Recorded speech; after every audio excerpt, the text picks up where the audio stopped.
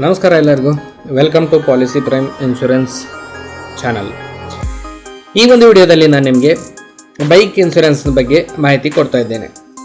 ಈಗ ಯಾರೆಲ್ಲ 2018 ನಂತರ ವೆಹಿಕಲ್ ತಗೊಂಡಿದ್ದೀರಾ, ಬೈ ಡಿಫಾಲ್ಟ್ ಆಗಿ ಕಾನೂನಿನ ಪ್ರಕಾರ 2018 ನಂತರ ತಗೊಂಡಿರೋ ಎಲ್ಲ ಟೂ ವೀಲರ್ ವೆಹಿಕಲ್ಗಳಿಗೂ 5 ವರ್ಷ ಥರ್ಡ್ ಪಾರ್ಟಿ ಮತ್ತು 1 ವರ್ಷ ಫಸ್ಟ್ ಪಾರ್ಟಿ ಇನ್ಶೂರೆನ್ಸ್ ಅದು ಶೋರೂಮಿಂದನೇ ಮಾಡಿಕೊಡ್ಬೇಕು ಅಂತ ಹೇಳಿ ಇದೆ. ಸೊ ಹಾಗಾಗಿ ಈಗ ನೀವು ನೋಡ್ಬೋದು 2018 ನಂತರ ಏನು ವೆಹಿಕಲ್ಗಳು ತೊಗೊಂಡಿದ್ದಾರಲ್ಲ, ಸೊ ಅವರೆಲ್ಲರೂ ಕೂಡ 1 ಇಯರ್ ಫಸ್ಟ್ ಪಾರ್ಟಿ ಇನ್ಶೂರೆನ್ಸ್ ಮತ್ತು 5 years third party insurance.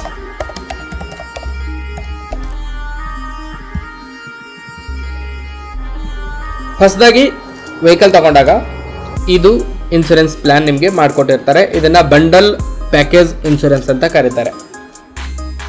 So ನಾವು ಮೊದಲಿಗೆ ಇಲ್ಲಿ ತಿಳ್ಕೊಳ್ಬೇಕಾಗಿರೋದು ಏನಂತಂದರೆ, ಈ ಫಸ್ಟ್ ಪಾರ್ಟಿ ಇನ್ಶೂರೆನ್ಸ್ ಅಂದರೆ ಏನು ಮತ್ತು ಫಸ್ಟ್ ಪಾರ್ಟಿ ಇನ್ಶೂರೆನ್ಸ್ ಮತ್ತು third party insurance.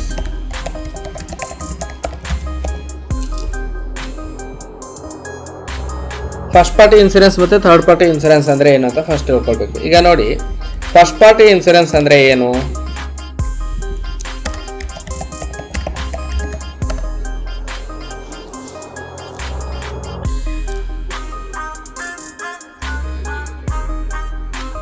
First party insurance ಅಂದರೆ ನೀವು ನಿಮ್ಮದೇ ವಾಹನಕ್ಕಾಗಿ ತೆಗೆದುಕೊಳ್ಳುವ ಸಂಪೂರ್ಣ ಕಾಂಪ್ರಹೆನ್ಸಿವ್ ಇನ್ಶೂರೆನ್ಸ್. ಸರಳವಾಗಿ ಹೇಳಬೇಕಾದ್ರೆ, ನಿಮ್ಮ ವಾಹನಕ್ಕೆ ಹಾನಿ ಆಯಿತು ಅಂತಂದರೆ ಆಕ್ಸಿಡೆಂಟ್ ಆಗ್ಬೋದು, ಥೆಫ್ಟ್ ಅಂದರೆ ಕಳ್ತನ ಆಗ್ಬೋದು, ಅಥವಾ ಫೈರ್ ಬೆಂಕಿಯಿಂದ ನಿಮ್ಮ ಗಾಡಿ ಅನಾಹುತ ಆಗಬಹುದು, ಫ್ಲಡ್ಡಿಂದ ಅಂದರೆ ಪ್ರವಾಹದಿಂದ ನಿಮ್ಮ ವೆಹಿಕಲ್ಗೆ ಯಾವುದೇ ರೀತಿಯಿಂದ ಹಾನಿ ಆದರೆ ಇನ್ಶೂರೆನ್ಸ್ ಕಂಪನಿ ನಿಮಗೆ ಕಾಂಪನ್ಸೇಷನ್ ಕೊಡುತ್ತೆ. ಇದನ್ನು ನಾವು ಫಸ್ಟ್ ಪಾರ್ಟಿ ಇನ್ಶೂರೆನ್ಸ್ ಅಂತ ಹೇಳ್ತೀವಿ. ಈಗ ಒಂದು ಎಕ್ಸಾಂಪಲ್ ಮುಖಾಂತರ ನೋಡೋದಾದರೆ,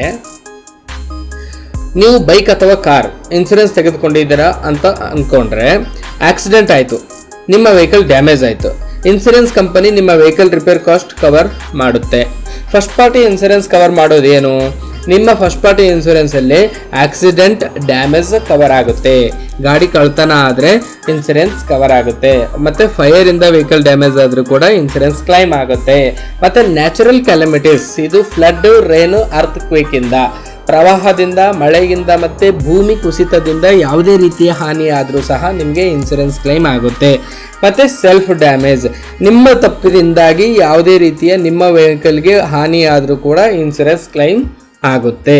ಇದರಲ್ಲಿ ಯಾವುದ್ಯಾವುದು ಕವರ್ ಆಗೋದಿಲ್ಲ ಅಂತಂದರೆ, normal wear and tear, drunk driving case, without licence accident.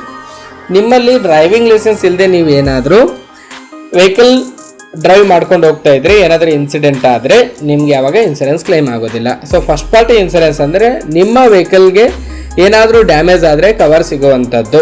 So ನಾವೀಗ ಫಸ್ಟ್ ಪಾರ್ಟಿ ಬಗ್ಗೆ ಮಾತಾಡ್ತಾ ಇರೋದ್ರಿಂದ ಕೇವಲ ನಾನು ಫಸ್ಟ್ ಪಾರ್ಟಿ ಬಗ್ಗೆ ಮಾತ್ರ ಮಾಹಿತಿ ಕೊಡ್ತಾ ಇದ್ದೀನಿ. ಇನ್ನು ಥರ್ಡ್ ಪಾರ್ಟಿ ಇನ್ಶೂರೆನ್ಸಲ್ಲಿ ಹೇಗೆ ವರ್ಕ್ ಆಗುತ್ತೆ, ಏನಾಗುತ್ತೆ ಅಂತ ಹೇಳ್ಬಿಟ್ಟು ನೀವಿಲ್ಲಿ ನೋಡಿ. ಈಗ ಥರ್ಡ್ ಪಾರ್ಟಿ ಇನ್ಶೂರೆನ್ಸ್ ಅಂದರೆ ಏನು ಅಂತ ನೋಡೋಣ. ಹೌದು, ಇಂಡಿಯಾದಲ್ಲಿ ಥರ್ಡ್ ಪಾರ್ಟಿ ಇನ್ಶೂರೆನ್ಸ್ ಕಂಪಲ್ಸರಿ, ಅದು ಕಡ್ಡಾಯ ಎಲ್ಲ ವೆಹಿಕಲ್ಗಳಿಗೆ.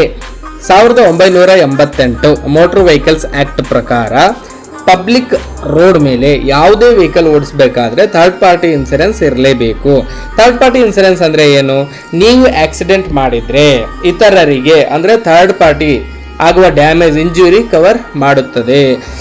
ರಸ್ತೆಯಲ್ಲಿ ಯಾವುದೋ ಒಂದು ವೆಹಿಕಲ್ ಬರ್ತಾ ಇರುತ್ತೆ, ನಾವು ಕೂಡ ಅದೇ ವೆಹಿಕಲಲ್ಲಿ ಬರ್ತಾ ಇರ್ತೀವಿ. ಸೊ ಅಪೋಸಿಟ್ ಪರ್ಸನ್ಗೆ ನಾವೇನು ಮಾಡ್ತೀವಿ, ನಮ್ಮ ವೆಹಿಕಲ್ನಲ್ಲಿ ಡ್ರೈವ್ ಮಾಡಬೇಕಾದ್ರೆ ಬೇರೆಯವ್ರ ಗಾಡಿಗೆ ನಾವು ಆಕ್ಸಿಡೆಂಟ್ ಮಾಡಿದ್ವಿ, ಅವ್ರಿಗೇನಾದರೂ ಇಂಜುರಿ ಆಯಿತು ಅಂತಂದರೆ ನಮ್ಮ ಕೈಯಿಂದ ಅವರಿಗೆ ಹಣ ಕೊಡಬೇಕಾಗುತ್ತೆ. ಒಂದು ವೇಳೆ ನಮ್ಮಲ್ಲಿ ಇನ್ಶೂರೆನ್ಸ್ ಇದ್ದರೆ ನಾವು ಕೊಡೋ ಹಣವನ್ನು ಇನ್ಶೂರೆನ್ಸ್ ಕಂಪನಿ ಅವರಿಗೆ ಪೇ ಮಾಡುತ್ತೆ. ಇದೇ ಥರ್ಡ್ ಪಾರ್ಟಿ ಇನ್ಶೂರೆನ್ಸು. ಅಂದರೆ ಥರ್ಡ್ ಪಾರ್ಟಿಗೆ ಆಗೋ ಯಾವುದೇ ಹಾನಿಗೂ ಕೂಡ ಇನ್ಶೂರೆನ್ಸ್ ಕಂಪನಿಯೇ ಹಣವನ್ನು ಕೊಡುತ್ತೆ. ಉದಾಹರಣೆಗೆ, ನಿಮ್ಮ ಬೈಕ್ ಅಥವಾ ಕಾರ್ ಇನ್ನೊಬ್ಬರ ವೆಹಿಕಲ್ಗೆ ಡಿಕ್ಕಿ ಹೊಡೆದರೆ ಅಥವಾ ಯಾರಿಗಾದರೂ ಗಾಯವಾದರೆ ಇನ್ಶೂರೆನ್ಸ್ ಕಂಪನಿ ಅವರು ಲಾಸ್ ಕವರ್ ಮಾಡುತ್ತದೆ. ಅಂದರೆ ಅವರಿಗೆ ಆಗಿರುವಂಥ ಲಾಸು ಇನ್ಶೂರೆನ್ಸ್ ಕಂಪನಿಯವರು ಪೇ ಮಾಡುತ್ತೆ. ಇಲ್ದಿದ್ರೆ ಏನಾಗುತ್ತೆ, ಥರ್ಡ್ ಪಾರ್ಟಿ ಇನ್ಸೂರೆನ್ಸ್ ಇಲ್ಲದೆ ವೆಹಿಕಲ್ ಓಡಿಸಿದ್ರೆ ಪೊಲೀಸ್ನವ್ರು ಏನಾದರೂ ನಿಮ್ಮ ವೆಹಿಕಲ್ ಇನ್ಸೂರೆನ್ಸ್ ಅನ್ನ ಚೆಕ್ ಮಾಡಿದಾಗ ನಿಮ್ಮಲ್ಲಿ ಇಲ್ಲ ಅಂತಂದ್ರೆ 2,000ಕ್ಕಿಂತ ಹೆಚ್ಚು ಪೆನಾಲ್ಟಿ ಹಾಕ್ತಾರೆ. ಮತ್ತೆ ರಿಪೀಟ್ ಅಫೆನ್ಸ್, ಒಂದ್ಸಲ ಫೈನ್ ಹಾಕಿದ್ಮೇಲೆ ಸೆಕೆಂಡ್ ಟೈಮ್ ಕೂಡ ನೀವು ಇನ್ಸೂರೆನ್ಸ್ ರಿನ್ಯೂವಲ್ ಮಾಡ್ಕೊಳ್ಳದೆ ಹಾಗೆ ವೆಹಿಕಲ್ ಓಡಿಸುವಾಗ ಮತ್ತೆ ಏನಾದರೂ ಪೊಲೀಸರ ಕೈಗೆ ಸಿಗಾಕೊಂಡಾಗ ಮತ್ತೆ ನಿಮ್ಮ ಇನ್ಸೂರೆನ್ಸ್ ಚೆಕ್ ಮಾಡಿದಾಗ ಇಲ್ಲ ಅಂತ ಗೊತ್ತಾದಾಗ 4,000ಕ್ಕಿಂತ ಜಾಸ್ತಿ ಹಾಕ್ತಾರೆ. ಮತ್ತೆ ಜೈಲ್ ಚಾನ್ಸ್ ಕೂಡ ಇರುತ್ತೆ. ಯಾಕಂದ್ರೆ ಇದು ಮೋಟರ್ ವೆಹಿಕಲ್ ಆಕ್ಟ್ 1988 ಅಲ್ಲಿ ಮೆನ್ಷನ್ ಆಗಿದೆ. ಸೊ ಲೀಗಲ್ ಪ್ರಾಬ್ಲಮ್ ಕೂಡ ಆಗುತ್ತೆ. ಅಂದ್ರೆ ಇಲ್ಲಿ ಇಂಪಾರ್ಟೆಂಟ್ ಪಾಯಿಂಟ್ ಇರೋದೇನಪ್ಪಾ ಅಂತಂದ್ರೆ ಥರ್ಡ್ ಪಾರ್ಟಿ ಇನ್ಸೂರೆನ್ಸ್ ಅನ್ನೋದು ಕಾನೂನಿನ ಪ್ರಕಾರ ಕಂಪಲ್ಸರಿ, ಲಾ ಕಂಪಲ್ಸರಿ. ಇನ್ನು ಫಸ್ಟ್ ಪಾರ್ಟಿ ಕಾಂಪ್ರಿಹೆನ್ಸಿವ್ ಇದು ಆಪ್ಷನಲ್ ಬಟ್ ರೆಕಮೆಂಡೆಡ್. ಏನಿದು ಫಸ್ಟ್ ಪಾರ್ಟಿ ಇನ್ಸೂರೆನ್ಸ್ ಅನ್ನೋದು ನಿಮ್ಮ ವೆಹಿಕಲ್ಗೆ ಮಾಡಿಸಲೇಬೇಕು ಅಂತ ಇಲ್ಲ, ಇದು ಆಪ್ಷನಲ್ ಇದೆ, ಆದರೆ ರೆಕಮೆಂಡೆಡ್ ಆಗಿದೆ. ಯಾಕೆ ರೆಕಮೆಂಡೆಡ್ ಅಂತಂದ್ರೆ ನೋಡಿ, ಲಕ್ಷಾಂತರ ರೂಪಾಯಿ ಕೊಟ್ಟು ನೀವು ವೆಹಿಕಲ್ನ ತಗೊಂಡಿರ್ತೀರಾ, ನಾಳೆ ದಿನ ಗಾಡಿ ಕಳ್ತನ ಆಯಿತು ಅಂತಂದ್ರೆ ನೀವು ಪೇ ಮಾಡಿರೋ ಲಕ್ಷಾಂತರ ರೂಪಾಯಿ ಹಣ ಶೂನ್ಯ ಆಗ್ಬಿಡುತ್ತೆ. ಅಂದ್ರೆ ಈಗ ನೋಡಿ, ವೆಹಿಕಲ್ ಇದು 2 ವೀಲರ್ ಅನ್ನೋದು ಈಸಿಯಾಗಿ ಕಳ್ತನ ಮಾಡೋಕ್ಕೆ ಸಿಗೋ ಅಂತಹ ಒಂದು ವಸ್ತು. ಅದು ಈಸಿಯಾಗಿ ಕಳ್ತನ ಮಾಡ್ಕೊಂಡು ಹೋಗ್ಬಿಡ್ಬೋದು 2 ವೀಲರ್.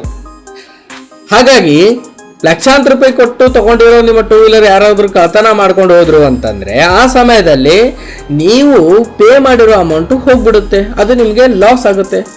ಅದೇ ನೀವು ಥರ್ಡ್ ಪಾರ್ಟಿ ಇನ್ಸೂರೆನ್ಸ್ ಇಟ್ಕೊಂಡಿದ್ರೆ ಅದು ಏನಾಗುತ್ತೆ, ನಮ್ಮ ಗಾಡಿಯಿಂದ ಬೇರೆಯವ್ರಿಗೆ ಪ್ರಾಬ್ಲಮ್ ಆದಾಗ ಅವ್ರಿಗೆ ಇನ್ಸೂರೆನ್ಸ್ ಕ್ಲೈಮ್ ಮಾಡ್ಕೋತಾರೆ, ನಾವೇನು ಹಣ ಕೊಡೋದು ಬೇಕಾಗಲ್ಲ. ಇಲ್ಲಿ ಫಸ್ಟ್ ಪಾರ್ಟಿ ಇನ್ಸೂರೆನ್ಸ್ ಇದ್ದಾಗ ಏನಾಗುತ್ತೆ, ನಮ್ಮ ವೆಹಿಕಲ್ ಕಳ್ತನ ಆದ್ರೂ ಕೂಡ ಇನ್ಸೂರೆನ್ಸ್ ಕಂಪನಿಯವರು ನಮಗೆ ದುಡ್ಡು ಕೊಡ್ತಾರೆ.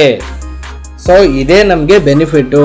ನಾವು ಕಟ್ಟೋ 1,000-2,000 ರೂಪಾಯಿಂದ ನಮ್ಮ ವೆಹಿಕಲ್ಗೆ ಆಗೋ ಲಕ್ಷಾಂತರ ರೂಪಾಯಿ ನಷ್ಟವನ್ನು ಕೂಡ ಇನ್ಸೂರೆನ್ಸ್ ಕಂಪನಿಯವರೇ ಪೇ ಮಾಡ್ತಾರೆ. ಸೊ ಇದು ನಿಮಗೆ ಫಸ್ಟ್ ಪಾರ್ಟಿ ಮತ್ತು ಥರ್ಡ್ ಪಾರ್ಟಿ ಇನ್ಸೂರೆನ್ಸ್ ಬಗ್ಗೆ ಮಾಹಿತಿನ ಈಗ ಕೊಟ್ಟಿದ್ದೀನಿ. ಸೊ ಹಾಗಾದರೆ ನಮ್ಮ ವೆಹಿಕಲ್ಗೆ ಫಸ್ಟ್ ಪಾರ್ಟಿ ಇನ್ಸೂರೆನ್ಸು ಎಕ್ಸ್ಪೈರಿ ಯಾವಾಗಿದೆ, ಥರ್ಡ್ ಪಾರ್ಟಿ ಇನ್ಸೂರೆನ್ಸ್ ಎಕ್ಸ್ಪೈರಿ ಯಾವಾಗಿದೆ, ಇದನ್ನು ತಿಳ್ಕೊಳ್ಳೋದು ತುಂಬ ಇಂಪಾರ್ಟೆಂಟ್ ಅಲ್ವಾ. ಸೊ ಹಾಗಿದ್ರೆ ನೀವೇನು ಮಾಡಿ ಅಂತಂದರೆ, ಈಗ ನಾನು ನಂಬರ್ನ ಇಲ್ಲಿ ಮೆನ್ಷನ್ ಮಾಡಿರ್ತೀನಿ, ಓಕೆನಾ. So contact,